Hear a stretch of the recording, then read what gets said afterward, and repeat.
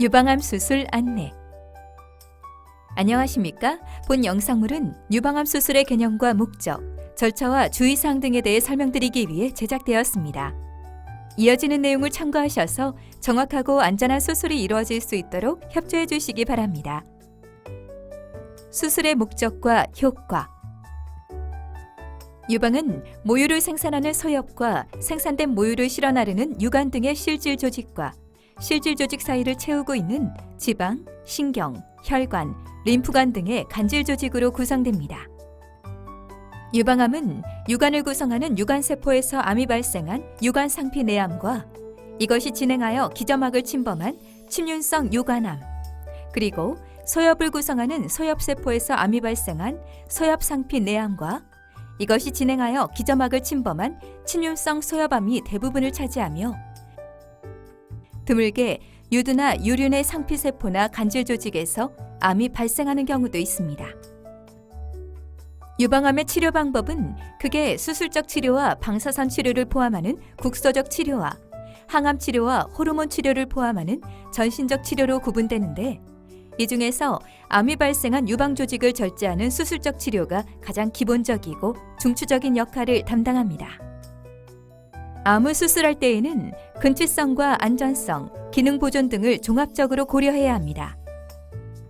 근치성이란 암 병변을 포함, 암이 확산될 수 있는 통로와 영역까지 최대한 절제하는 것을 의미하는데 근치성에 치중하면 암이 재발할 위험은 낮아지지만 넓어진 수술 범위로 인해 합병증이나 후유증 발생 위험이 높아진다는 문제점이 있으며 안전성과 기능 보존에 치중하면 합병증과 후유증은 줄일 수 있지만 암이 재발할 위험성이 높아진다는 문제점이 있으므로 의료진은 이러한 요소들을 종합적으로 고려하여 가장 적절한 치료 방침을 세우게 됩니다. 현재 시행되는 유방암의 수술 방법은 암이 발생한 유방 전체를 절제하는 유방절제술과 유방의 일부분을 절제하는 유방보존술로 구분됩니다. 유방절제술. 유방절제술은 유방 전체를 모두 절제하기 때문에 미용적으로 보기가 나쁜 단점이 있으며 수술 후 가슴과 어깨의 운동 범위가 제한될 수 있습니다. 하지만 수술 후 남은 유방이 없기 때문에 같은 쪽의 유방에서 암이 재발할 가능성이 낮으며 부분 절제술에 비해 수술 후 절제면에서 암이 존재할 가능성이 적고 조기 유방암인 경우에는 방사선 치료를 하지 않아도 된다는 장점이 있습니다. 유방 절제술을 시행해야 하는 경우는 2개 이상의 종양이 서로 상당히 떨어져 있거나 유방에 비해 종양이 너무 큰 경우, 종양이 유두 바로 아래에 위치한 경우나 유방 촬영상 암으로 의심되는 미세 석회화가 넓게 퍼져 있는 경우 등이 해당합니다. 또한 유방 내 방사선 치료를 받은 과거력이 있거나 임신, 결체 조직 질환, 거주 지역 등으로 인해 방사선 치료가 곤란한 경우에도 유방 보존술보다는 유방 절제술이 추천됩니다. 겨드랑이 림프절 절제술. 겨드랑이 림프절은 팔과 유방으로부터 흘러나오는 림프액이 모였다가 심장 쪽으로 흘러나가는 정류장 같은 역할을 하는 곳입니다. 림프절에는 많은 수의 면역세포가 존재하고 있기 때문에 림프액을 타고 온 병균들을 죽이거나 노폐물들을 제거하는 기능을 합니다. 하지만 겨드랑이 림프절은 유방암이 전이되는 가장 흔한 통로이기도 하기 때문에 유방암을 진단받게 되면 반드시 겨드랑이 림프절에 대한 검사도 함께 해야 합니다. 그리고 검사 결과 겨드랑이 림프절에 유방암의 전이가 강하게 의심되거나 전이가 확인된 경우, 진행된 유방암의 경우에는 수술을 통해 겨드랑이 림프절을 절제하게 됩니다. 수술 과정과 방법. 수술은 전신 마취하에서 시행되며 마취가 유도된 후에는 환자의 자세를 고정하고 수술 부위를 소독한 다음 소독포를 덮습니다.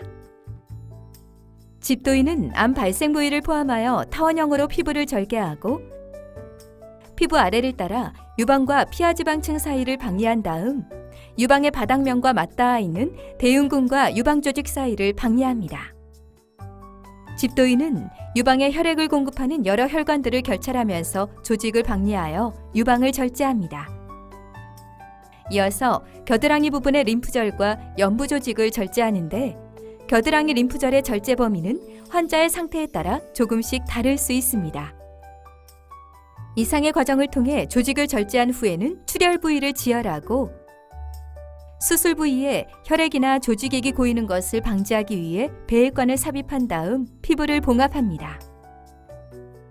그리고 배액 주머니를 연결한 다음 수술 부위를 드레싱하고 상처가 들뜨지 않도록 압박붕대나 압박브라를 착용시킨 다음 수술을 마무리합니다. 한편 수술로 절제된 조직은 병리과로 보내지며 병리과에서는 종양의 크기와 침범 범위, 림프절 전이 여부 등을 확인하여 유방암의 병기를 확정합니다. 수술 이후의 치료 과정. 수술 후에는 폐합병증을 예방하기 위해 심호흡과 기침 등 호흡 운동을 열심히 하십시오. 마취에서 깨어난 다음에는 수술 상처나 수술 중의 자세로 인해 통증이 느껴지는데 이러한 통증은 진통제로 상당 부분 조절이 가능하며 처음 며칠이 지나면 신속히 호전됩니다. 수술 부위에 삽입된 배액관은 배액량이 줄고 색깔이 맑아지면 제거하는데 주무시거나 움직이실 때 배액관이 빠지거나 꺾이지 않도록 주의해 주십시오. 상처 치료는 2-3일 간격으로 시행하며 대부분의 상처는 흡수가 되는 봉합사를 사용하기 때문에 별도로 실밥을 제거할 필요가 없지만 흡수가 되지 않는 실이나 스테이플러를 사용한 경우에는 수술 후 1에서 2주 사이에 제거합니다.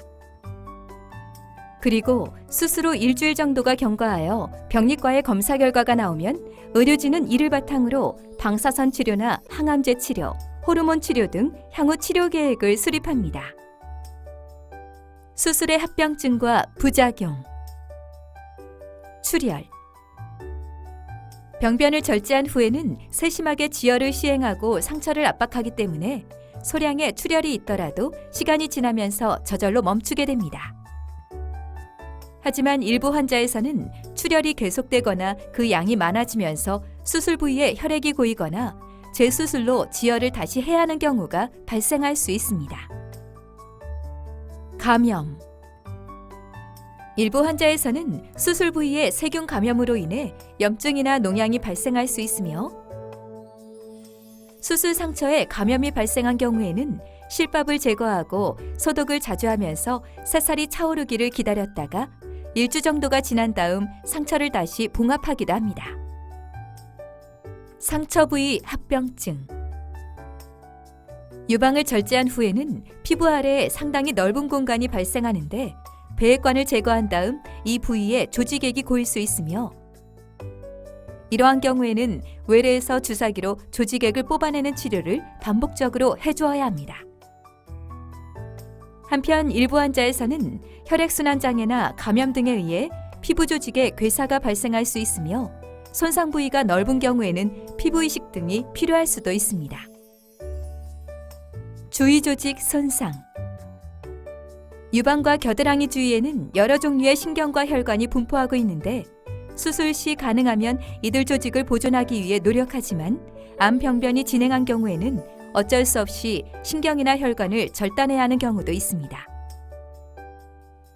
이러한 신경이 손상된 경우에는 해당 부위의 감각 이상이나 운동 장애나 자세 이상 등이 발생할 수 있으나 시간이 지나거나 재활 치료를 통해 상당 부분이 호전될 수도 있습니다.